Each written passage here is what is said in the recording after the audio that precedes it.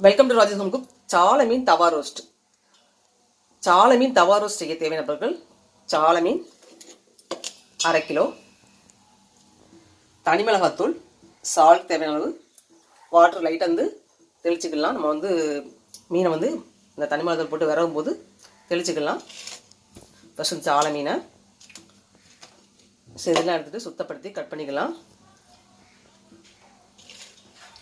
Rajesh home cook இந்த லிங்கை click பண்ணி லைக் பண்ணுங்கள், சப்ஸ்கிரைப் பண்ணுங்கள். சால மீன் தவா ரோஸ்ட் எப்படி செஞ்சுருச்சுங்கன்னா வீடியோ ஃபுல்லாக ஸ்கிப் பண்ணாமல் பாருங்கள். இதை சுத்தப்படுத்தி கழுவிட்டு வந்துடுறேன்.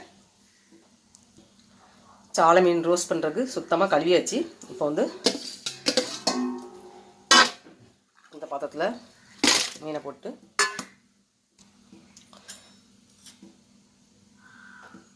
தனி மிளகாத்தூள்,